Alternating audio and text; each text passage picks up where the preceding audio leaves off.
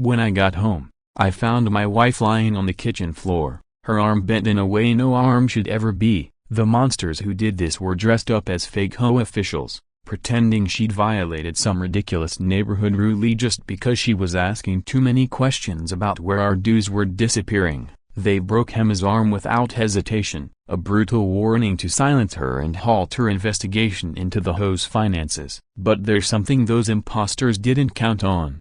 I've got biker cousins who don't exactly turn the other cheek when family gets hurt. One phone call, and our peaceful little neighborhood was on the verge of turning into a war zone. Let me rewind a bit and explain how everything spiraled into this nightmare. My wife, Emma, runs a legal blog that's blown up in popularity. She's got over 500,000 readers who hang on to every word she writes about consumer rights and uncovering legal corruption. With a background as a former prosecutor, Emma doesn't ignore red flags so she hunts them down. The chaos all began when our HOA fees skyrocketed by 400% over a 2-year span. That's not a typo. Imagine opening your bill and seeing your payment jump from $200 to $800 a month with barely a note of explanation. What kind of miracle landscaping justifies that kind of increase? Emma started getting bombarded with messages from neighbors, all of them furious and confused. The entire community was in an uproar over the unexplained fee spikes, but no one could get a clear answer from Diane Blackwood,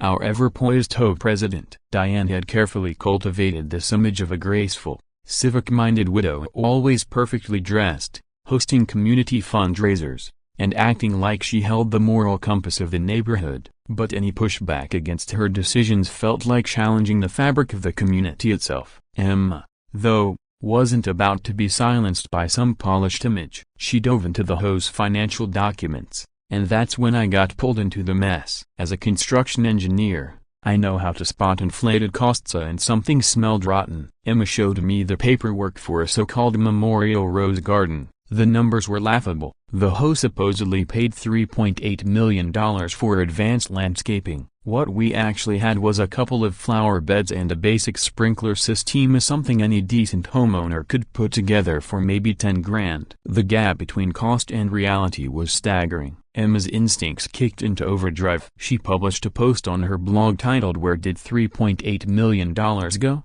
And it exploded. Over 200,000 people read it in no time. Comments flooded in from all over the country, as people shared similar horror stories. Emma had struck a nerve and it ran deep. People described sketchy construction deals, inflated service contracts, and HOA presidents living way beyond what their roles should afford. The exposure pulled back the curtain on a pattern of corruption hiding in plain sight. That's when Diane stopped playing nice. Instead of answering the public's questions or clearing up the discrepancies, she went into full-on attack mode. First came the expensive attorney and the threatening cease and desist letter, accusing Emma of defamation for simply asking questions about public financial records.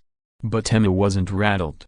Her legal background meant she knew exactly how empty those threats were. Real organizations with nothing to hide don't throw lawyers at residents asking where their mandatory payments are going. So, Emma kept digging. She began uncovering a web of shadowy entities, companies with vague names like Meadowbrook Community Enhancement Solutions and Suburban Infrastructure Development Associates. All of them were tied to HOA funds, yet the work they supposedly completed didn't match the huge sums being paid. The deeper she went, the more outrageous the findings became, and the more desperate Diane became to shut her down. That's when the real harassment began. Anonymous threats showed up in our mailbox, claiming the IRS was coming after Emma for unreported blog income. We started finding fake legal notices at our door, threatening bogus lawsuits designed to bleed us dry in court. Somebody even tried to sabotage Emma's income by sending poison pen letters to her sponsors claiming she was spreading lies about respected community leaders. But if they thought intimidation would scare her off, they underestimated just how committed Emma was. All those attacks only confirmed that she was hitting a nerve. When she announced a full-scale investigation into HOA finances and promised to publish their findings no matter the pushback, I saw something new in Diane's eyes at the next board meeting: panic.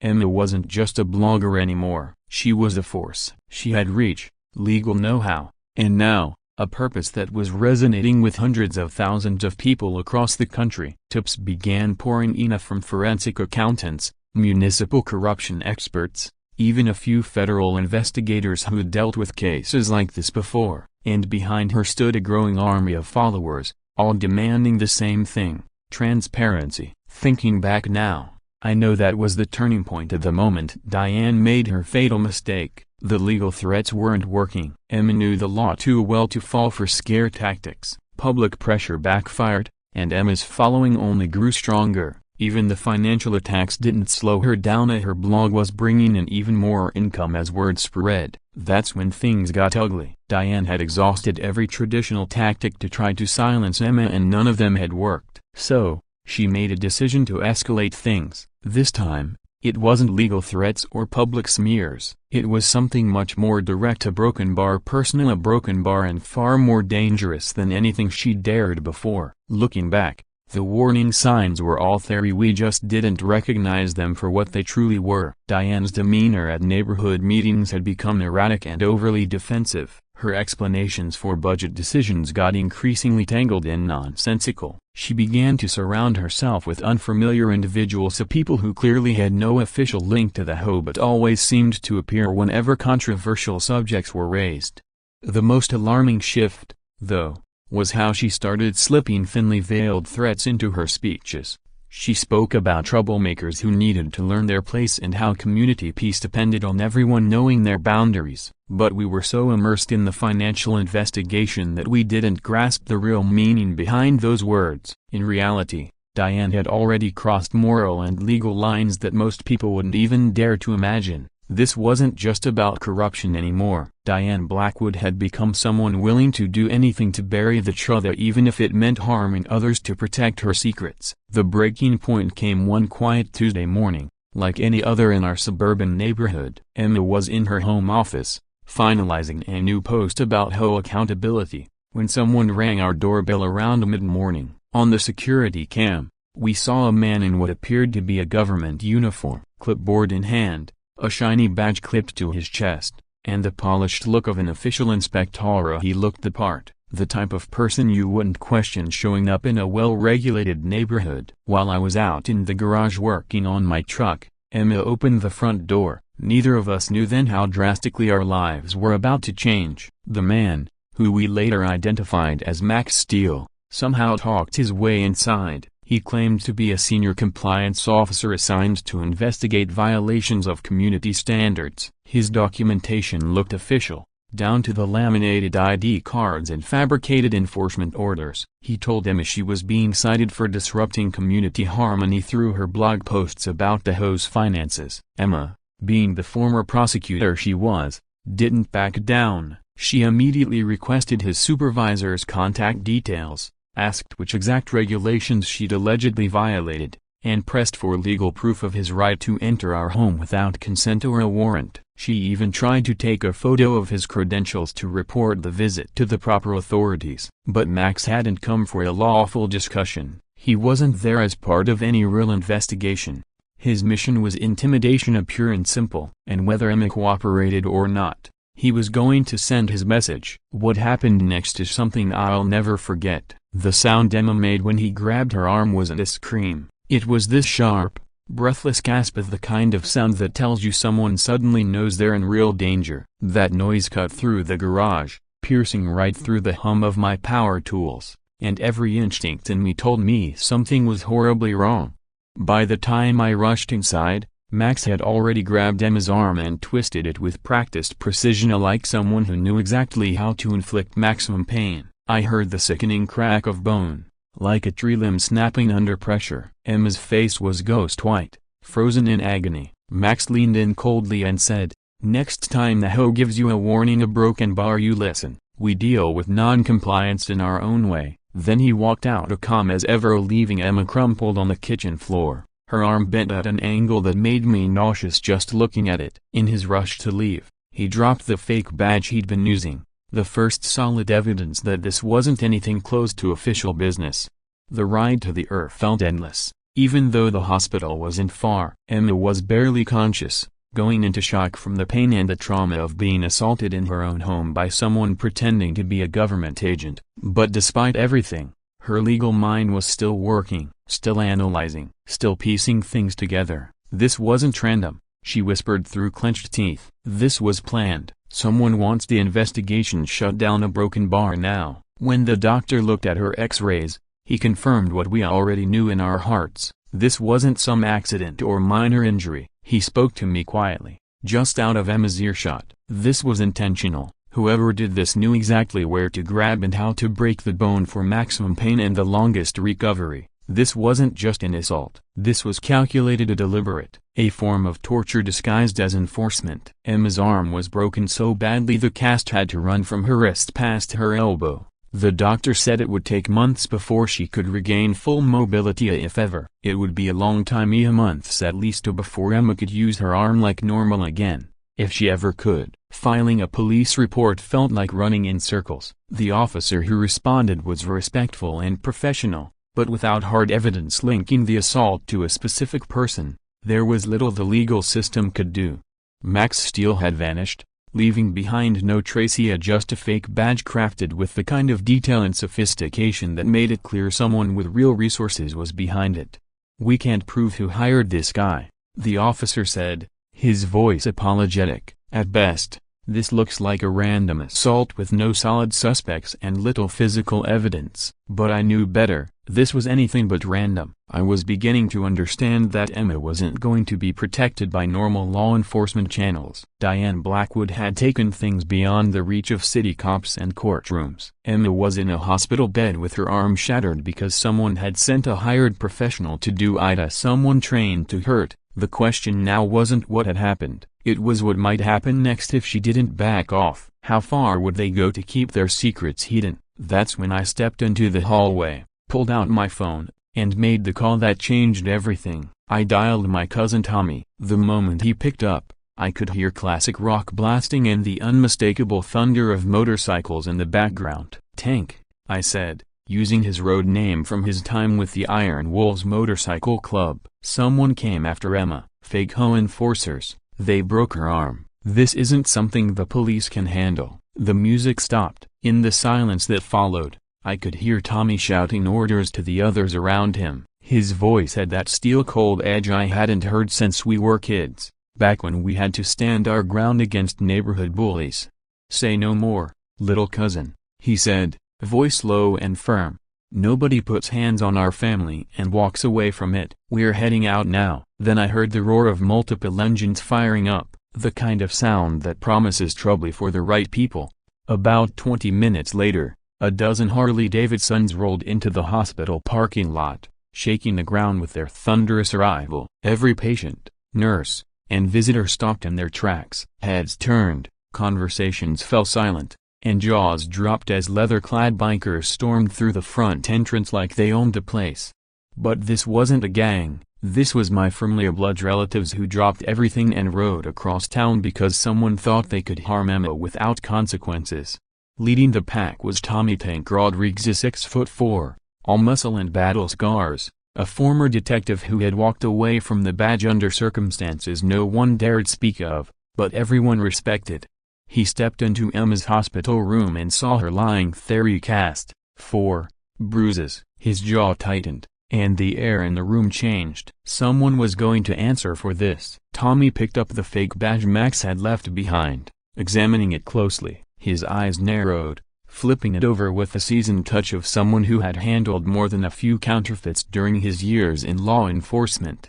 "Whoever set this up," he said in a low voice that carried weight, "just made a mistake they won't be able to undo." Would this group of bikers really go to war over a broken arm, or was there more going on here than even I realized? If you're watching this from your hometown, leave a comment and let Anna Drama Nest know where you're tuning in from. It's incredible how far this story is reaching. Watching those Harleys roll into that hospital was something I'll never forget. The sound alone, heavy, unrelenting, like thunder wrapped in chromia, was enough to make the whole building pause. But what really turned heads was Tommy "Tank" Rodriguez walking through those halls like a man on a mission. 6'4", 250 pounds of steel-nerved resolve. Tommy didn't need to speak to Commander Ruma. His presence did that for him. When he laid eyes on Emma, something shifted in him. This wasn't anger, this was cold, focused ragia, the kind of fury you only see in someone who's lived both sides of the law. She's family, he muttered. They picked the wrong people to mess with. He turned the forged badge over once more and looked straight at me. This wasn't a street thug, he said. Someone paid serious money for this hit. That means this is bigger than just a power-hungry HOA president. You're poking at something they're desperate to keep buried. Then he looked at Emma with genuine concern. You got too close to something dangerous, he said. Whatever you found scared them enough to send someone like that. Emma managed a faint smile through the haze of painkillers. Guess I hit a nerve. Even then, I could see that fire still burning behind her eyes. That's when Tommy introduced us to someone new, Rico Blade Rodriguez, my younger cousin, who just walked into the room. Rico entered the room quietly, and at first glance, he didn't look like the kind of person you'd associate with a biker club. Clean-cut, calm, more like a tech consultant than a member of a motorcycle gang. But Tommy introduced him as their ace in the hole, a former government computer analyst whose career had ended under complicated circumstances. After that, he joined the Iron Wolves. Rico's our digital tracker, Tommy said. And he's going to help us figure out exactly who we're dealing with. In less than an hour, Rico had done something impressive with the hospital's internal security system. He managed to pull crystal clear footage from multiple angles showing Max steal everything from the moment he walked in wearing his fake uniform to the second he left after attacking Emma. Facial recognition tech is a beautiful thing when you know how to use it, Rico smirked. He turned his laptop around. Meet Max Steele, former military contractor, now doing enforcement gigs for people who prefer not to show their faces. But what he uncovered next was far more disturbing. Rico traced the rental car Max had used, the source of his forged credentials, and even followed a trail of cryptocurrency transactions. There it was, at $25,000, sent in digital coins and routed through layers of accounts to mask the origin. Whoever paid him, Rico explained, tried to hide it behind anonymous wallets, but the final transfer came from accounts linked to a broken bar. Diane Blackwood. The room fell into silence. You could feel the air shift. Tommy's face darkened as the truth set in. So, the woman playing perfect HOA president of the suburban sweetheart had paid to have Emma attacked. But Rico wasn't finished. I kept digging, he said, tapping at his keyboard. There's more. I pulled up Diane's financial history, patterns of large, suspicious payments, especially around the time journalist Kevin Walsh went missing. My stomach dropped. Kevin Walsh, the reporter who was working on HOA corruption. Everyone remembered that name. Rico nodded grimly. His last known phone location was pinged from Diane's property the night he disappeared. And I found something else, his final article draft. It was backed up to the cloud. Rico clicked. The document popped up. It was titled, A HOA Corruption, the Suburban Money Laundering Machine, and it mentioned the same bogus companies Emma had found. Meet Holbrook, Suburban Infrastructure Associate, has a broken bar, the whole web. Tommy stood slowly, jaw set like stone. She didn't just steal money, he said in a voice like steel. She silenced the one guy who could have exposed her. And now she's come after Emma. The weight of it pressed down on all of us. This wasn't just about overcharging neighbors or pocketing money from bogus landscaping projects. This was deeper, darker, deadlier. Tommy turned to his crew. We're calling a full meeting. This isn't just about protecting Emma anymore.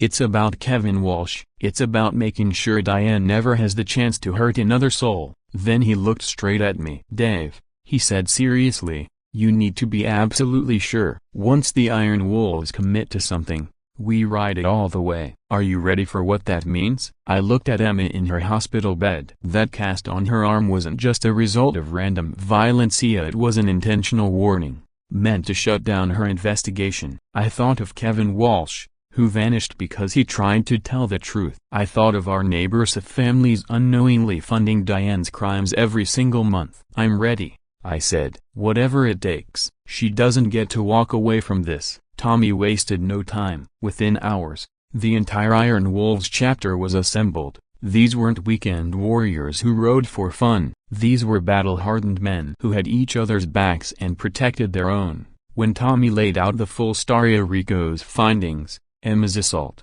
Kevin's disappearance, and not one of them hesitated, the vote was unanimous. Total support for the Rodriguez family, full commitment to exposing Diane Blackwood and everything she'd done. The plan was clear: gather intel, apply psychological pressure, and make sure Diane understood that justice was coming. This wasn't about revenge, it was about truth, and about stopping a dangerous person from hurting anyone else again. "We're not here for payback," Tommy told the group. "We're here to make sure a murderer doesn't get away with it. We do this smart, we do this right." As phase 1 of the plan began, bikers were posted around Diane's estate, never trespassing, never making threats, just being visible. A constant, silent reminder that someone was watching. That presence shook her. Diane, once the picture of suburban grace and poise, began to unravel. Her picture-perfect confidence cracked. Everywhere she went, there was always someone nearby, calm, silent, observing.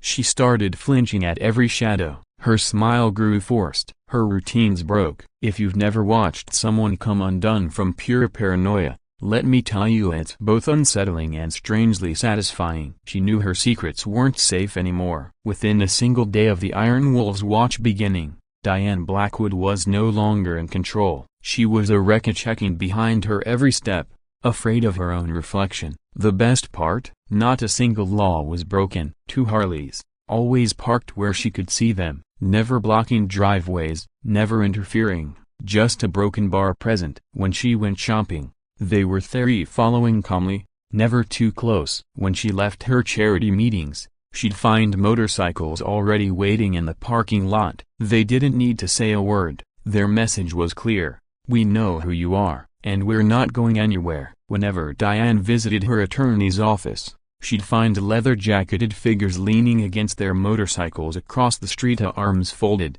eyes fixed, silent sentinels. But while the Iron Wolves maintained a visible presence, Rico was orchestrating a much more elaborate strategy behind the scenes. With his elite tech skills, Rico had slipped through the digital cracks of Diane's smart home system, using obscure manufacturer backdoors that only someone like him would know. He gained access without leaving a trace. What followed was a campaign of subtle psychological torment, designed to erode Diane's grip on reality. At exactly 3 a.m., her lights would flicker erratically, her TV would power on by itself, always tuned to true crime documentaries, usually about unsolved disappearances. Her smart speaker, unprompted, would start playing eerie voice memos Rico had recovered from Kevin Walsh's phone. Snippets of him questioning municipal corruption, asking dangerous questions. It wasn't enough to scare her, it was enough to make her doubt everything. Was someone in her home? Was it just tech glitches? Or was Kevin Walsh reaching back from the dead? Rico watched everything through her own surveillance feeds. He saw her pacing around her mansion late at night,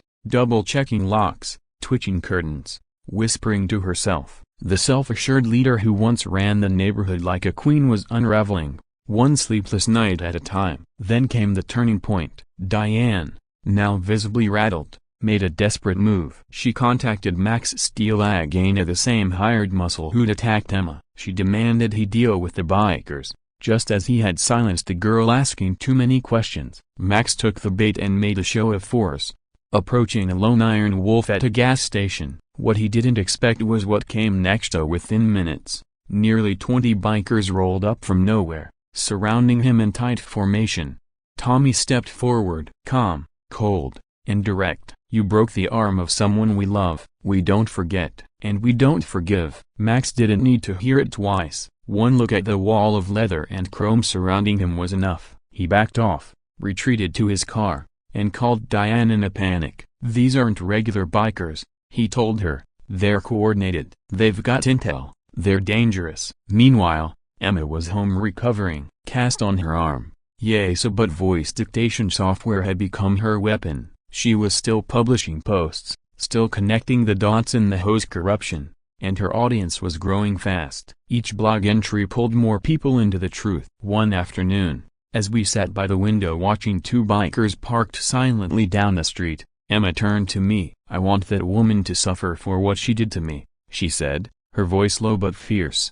I told her Tommy was handling it not good enough, Dave, she replied without hesitation. I want her reputation burned to the ground. Rico delivered the blow that shattered Diane's credibility completely. He coordinated with someone in city maintenance to create a pipe emergency near the community's prized Rose Memorial Garden. As soon as the crew arrived and prepared to dig, Diane came charging in like a madwoman. She demanded to oversee the excavation, barking orders and warning them not to disturb specific areas of soil. She insisted some zones were structurally sensitive via something about permits and environmental studies. To the workers, it sounded absurd. To the neighbors watching the scene unfold, it looked suspicious. Why was she panicking over a flower bed? Why was the garden, which had cost the community millions according to Anna Drummond records, suddenly off-limits? That moment shifted public opinion. Fast, whispers started. Former allies on the HOA board began asking for access to financial records Diane could no longer defend. People who once admired her began avoiding her. Her suburban mask was cracking and people were starting to see the monster underneath. But Diane wasn't done. As her control crumbled and options ran out, she started reaching into darker corners. Late at night, from prepaid burner phones, she made frantic calls Rico intercepted and logged. She was seeking escape routes, perhaps even new enforcers. She was getting desperate. She doubled her private security, installed more cameras, and even had her car packed ready to leave town. But she didn't run, because she knew running would admit guilt, and because she couldn't leave behind what was buried in the garden. She was stuck, and she knew it. By now, Rico's operation had expanded. He wasn't just watching her, he was deep into her communications, flagging financial anomalies, and mapping the entire criminal web Diane had built. And it was worse than anyone imagined. She wasn't just a corrupt HOA president. She was orchestrating a multi-state scam targeting communities through shell companies and embezzling millions. Kevin Walsh hadn't been her only casualty, just the first one who got too close. The pressure campaign was working, but it was also cornering a very dangerous person. And that's when Tommy realized they were entering the most dangerous phase of all. A cornered predator is always the most dangerous, and Diane Blackwood was now backed into a very tight corner. The only question left was, what would she do when she realized that her legal loopholes, financial distractions, and manipulations had all failed and the truth was circling her like a noose tightening with every hour?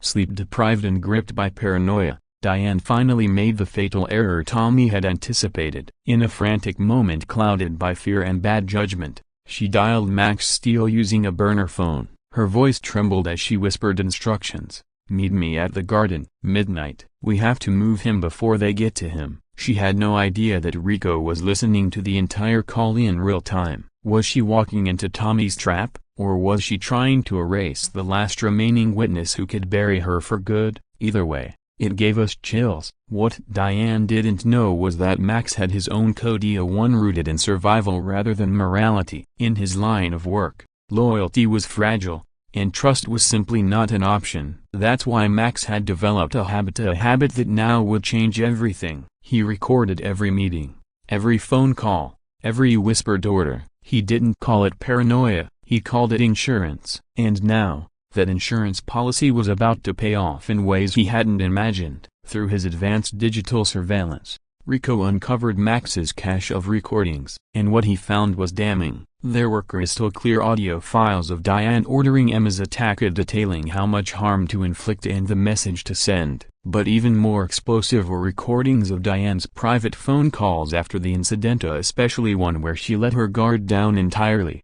She said it out loud. I had to get rid of that journalist before he ruined everything I've built. When Tommy approached Max, it wasn't with threats, it was with evidence. They met quietly at a roadside diner. No drama, just two professionals having a frank conversation. Tommy placed a tablet on the table and slid it over. On the screen was a detailed breakdown of Rico's findings. She's planning to erase you next, Tommy said calmly. It's what she does, no loose ends, no liabilities, just like she's done before. Max studied the data in silence, his face unreadable. The financial records were clear. Diane had paid off other enforcers in the past. And, within months, Each of them had vanished under suspicious circumstances: accidents, disappearances, suicides. But the pattern was obvious to a man like Max. She didn't believe in retirement plans for the people who did her dirty work. "What do you want?" Max finally asked, but they both already knew the answer. Tommy's deal was simple: help us take her down, hand over your recordings, your receipts, your proof, and in return, we'll make sure you get to enjoy the rest of your life via and the money she paid you. It wasn't a threat, it was a way out, a survival plan. Max didn't need much time to decide. In his profession, betrayal was an occupational hazard, but being blindsided by your own employer, that crossed the line. Within hours, he had delivered everything to Rico. Audio files of Diane ordering the assault on Emma, surveillance footage of their covert meetings, digital trails of payments, and most damning of all, her full confession about Kevin Walsh, in a chilling clip, recorded just days after Emma's attack. Diane's voice was crisp, unmistakable. "I had to eliminate that reporter. He was going to uncover everything of the money, the fake companies, the connections. My whole reputation would have been destroyed. I couldn't let that happen. And now this blogger. She's digging in the same place. She needs to be shut down for good." When Emma heard the recordings in her home office, tears streamed silently down her face. Relief, validation, justice. "This is it," she whispered. "The proof no one can ignore." After weeks of silence, fear, and trauma, she finally had the leverage to bring Diane Blackwood down for good. But Tommy wasn't done. He wanted Diane to destroy herself, publicly, irrefutably. No PR campaign, no high-priced attorney could cover this up. So he crafted the perfect plan, one that was bold, simple, and poetic. It involved baiting Diane into a final confrontation at the last place she could afford to be seen, of the Memorial Rose Garden, the very spot where Kevin Walsh had been buried. Rico, still tapped into her home system, had been watching her spiral. Her routines were falling apart. She wasn't eating regularly. She wasn't sleeping. Her calls were growing more frantic, asking about cleanup jobs, permanent fixes, escape options. The composed woman who once ruled over the community with elegance was dissolving into a paranoid, fragile wreck. The trap was sprung when Max called her again, this time using an untraceable number, voiced tense with urgency. "We've got a major issue," he said. "The bikers know everything. They're asking questions, tracking documents, and getting close. We need to move the body tonight before they dig up the truth." Diane didn't hesitate. Her reply was instant. "What? How could they possibly know about Kevin? I was so careful." Tommy and Rico listened silently as Diane unraveled everything over Max's wire. Every word was being captured, a full, uninterrupted confession. She explained how she'd murdered Kevin Walsh when he came dangerously close to uncovering her embezzlement plot. She admitted she'd picked the garden as the burial site precisely because it was the last place anyone would think to search. And she recounted how she had been eliminating anyone who posed a threat to her secrets. The meeting was planned for midnight at the Memorial Rose Garden. Her final command to Max was as desperate as it was chilling: "If we can't move him tonight, then we'll have to make sure those bikers never get the chance to talk about what they think they know." A direct death threat, and exactly the kind of proof Tommy needed to move forward. As the clock approached midnight, Rico set up his gear around the garden perimeter, while Tommy's crew took quiet positions in the shadows. Every angle was covered. Cameras captured everything in high definition, and the entire operation was streamed to multiple secure servers as a safeguard against any attempt to bury the truth again. Diane Blackwood was about to give the performance of her life. What she didn't know was that an audience of tens of thousands, including followers of Anna Dromanest, would be watching it unfold live. Would her undoing come from Max's betrayal, a broken bar, or from the truth literally hidden beneath her feet? The garden was haunting at night, bathed in silver moonlight. The rows of flowers and memorial plaques cast airy shadows that gave the setting a dreamlike, almost cinematic quality. Rico's hidden cameras were perfectly positioned. Tommy's bikers had the garden covered from all sides, invisible to anyone coming through the main path. When Diane arrived, she was barely recognizable. Gone was the confident HOA president who had ruled the neighborhood with fear. Her hair was messy, her clothes wrinkled, and her eyes darted nervously over her shoulder. She looked like a woman unhinged, driven by panic and sleepless nights. In one hand, She carried a shovel. Slung over her shoulder was a heavy duffel bag, the kind meant for serious work. Max stood waiting in the center of the garden, positioned directly above the spot where Rico's ground-penetrating radar had flagged the soil anomaly.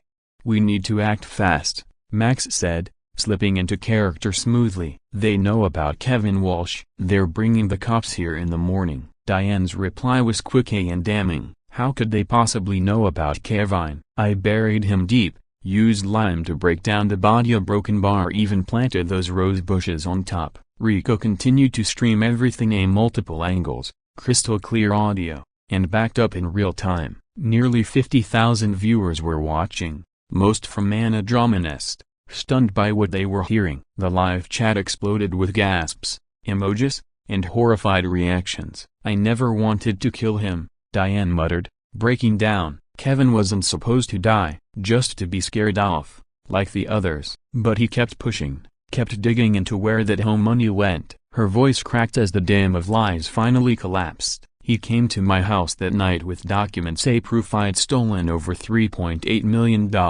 I couldn't let him walk away with that." Everything spilled out, every cover-up, every dirty secret, every fear. She spoke of choosing the memorial garden because it felt ironic, poetic, even to bury a journalist under a monument to the very community values he tried to uphold.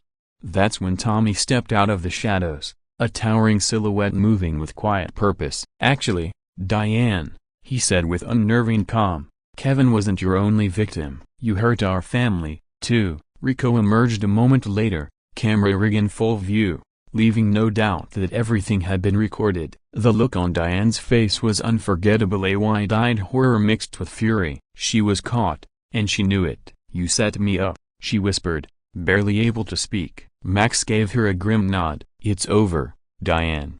Everyone heard you. There's no going back." But Diane wasn't ready to surrender. Cornered and out of options, she reached into her bag and pulled out a small pistol. Her hands didn't tremble. "If I'm going down," she said, her voice cold and sharp, "I'm taking down everyone who knows the truth. Starting with you, you backstabbing piece of garbage." Time slowed. Tommy was too far to stop her. Rico was out in the open. Max stood exposed, directly in her sights. But Diane had underestimated one thing, Tommy's instincts. Before she could squeeze the trigger, a blinding flash erupted at her feet. Tommy's flashbang grenade exploded with a sharp blast of light and noise, stunning everyone within a 20-foot radius. In the chaos that followed the flashbang, three things happened almost at once. Diane's shot missed its mark completely. Rico hit the ground behind solid cover, managing to keep his camera steady even as he ducked. And Tommy, sharp,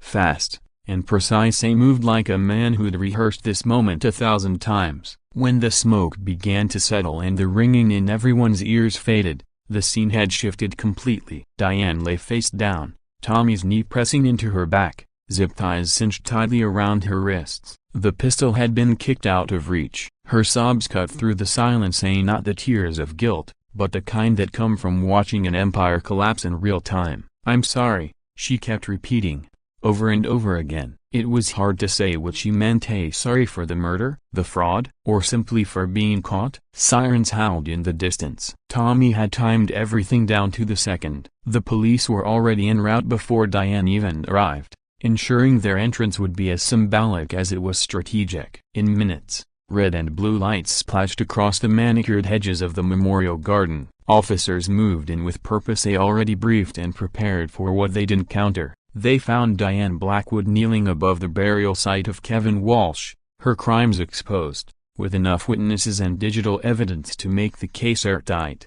Emma arrived just in time to see Diane being guided into the back of a squad car. Her arm was still in a cast, but her spine was steel. She rolled her wheelchair directly into Diane's path and locked eyes with the woman who'd once tried to silence her. "You broke my arm to shut me up," Emma said, loud enough for the news crews to catch. "Instead, you made me famous. Now the whole world knows the monster hiding behind your suburban hoe crown." Diane's voice was barely audible. "I'm sorry. I just a broken bar. I was trying to protect everything I built." Emma's reply was swift and unforgiving. You should have thought about that before you hired fake enforcement goons to terrorize innocent people. The gathered crowd of neighbors, most of whom had lived under Diane's iron rule, murmured their agreement. You could see it on their faces. Justice had finally arrived. As the cruiser rolled away with Diane inside, Rico turned to his audience on the live stream. Over 100,000 people watched this live, he said, voice steady. All of it saved to secure servers. There's no hiding now. Kevin Walsh's murder had been solved. The embezzlement scam Diane ran through the HOA was laid bare. And for the first time in years, the neighborhood could start to breathe again. But was it enough? Was an arrest enough to heal the scars she'd left? The comment sections of Anna Drama Nest exploded with opinions. Some praised the justice. Others wanted more. Do you think Diane we got what she deserved? Rico asked his viewers. Or should her punishment have gone even further? 6 months later, I found myself sitting inside a packed federal courthouse, watching Diane Blackwood learn the real meaning of consequences.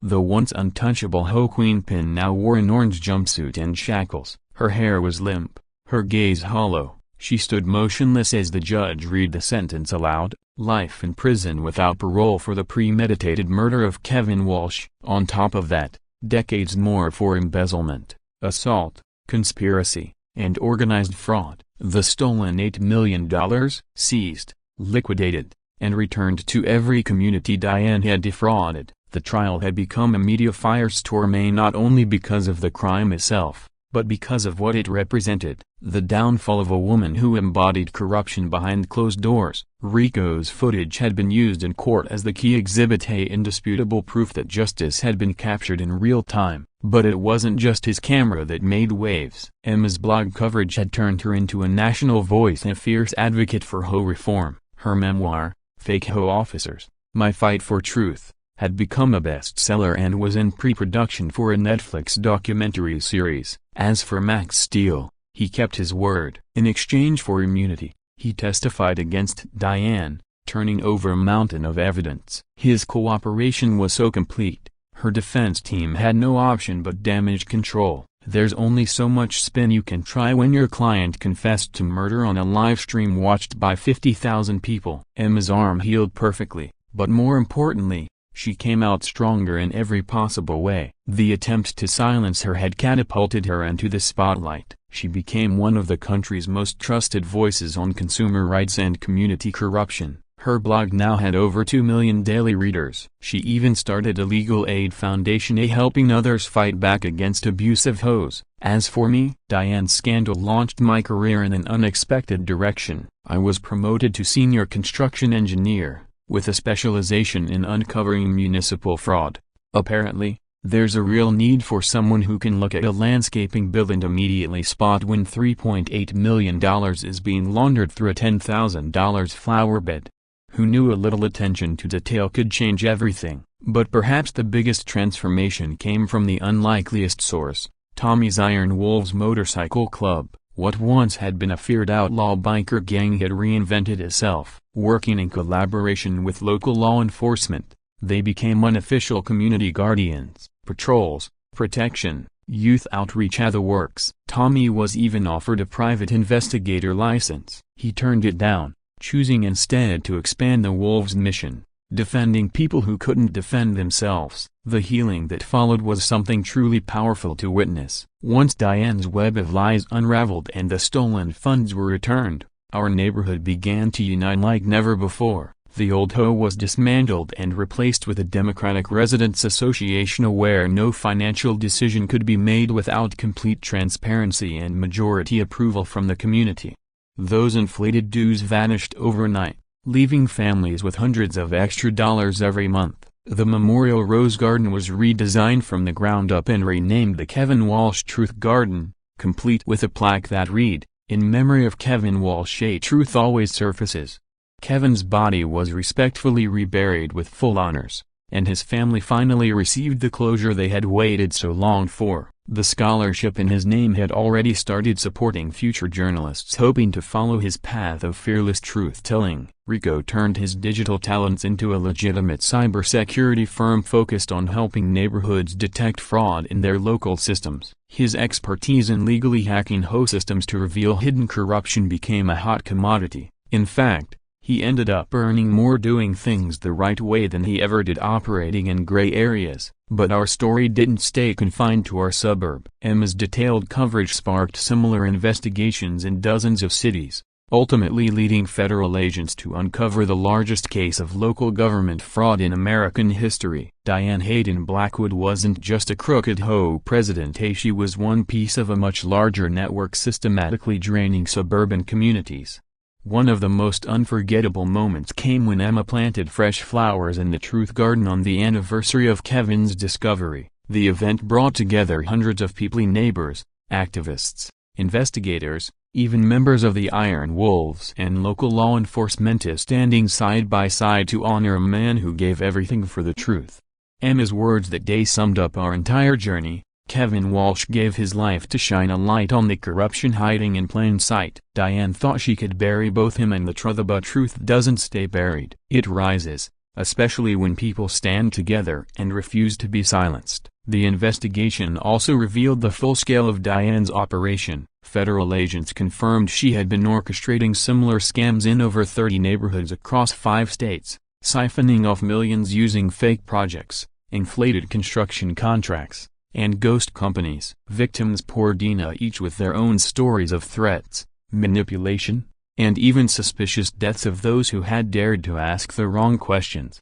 Emma, meanwhile, is already working on her second book, diving into the bigger picture of community corruption while still running her now famous blog and her legal aid foundation. Tommy's Club is officially recognized as a public safety partner in 3 states, offering protection where it's needed most. Rico's business continues to grow, helping communities monitor their funds before they become headlines. And as for Diane Blackwood, she's living out her days in a federal prison. Sources say she spends most of her time watching Emma's Netflix documentary, a series chronicling her own downfall. According to people inside, Diane still clings to the belief that she was only protecting herself and her neighborhood from outsiders. Even now, she refuses to take real responsibility. What's truly ironic is that her attempt to shut Emma up through fear only made Emma's voice louder and more unstoppable. Had Diane just answered a few simple questions about missing funds, none of this would have happened. But that's how it works. Sometimes the cover-up causes more damage than the crime itself, and sometimes,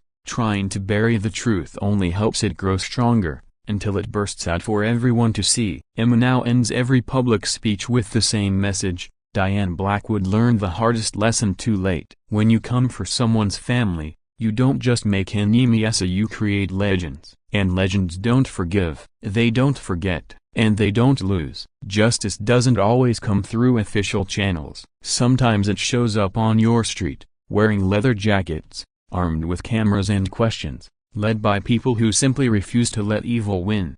So yes, Diane's attempt to erase Emma backfired completely. Emma's platform now reaches millions. Tommy's Club defends the vulnerable across state lines. Rico's cybersecurity firm exposes fraud before it festers. And Diane? She sits behind bars watching the story of her defeat unfold over and over again. That's the unforgettable tale of how a gang of fake HOA enforcers messed with the wrong people and paid the price. If you were moved by this powerful story of justice and vengeance, hit that like button for Anna Drama Nest. We'll be back soon with another incredible real-life tale that you won't believe. Until then, take care. Still here? You're part of the family now. Subscribe to Anna and binge like your group chat depends on it.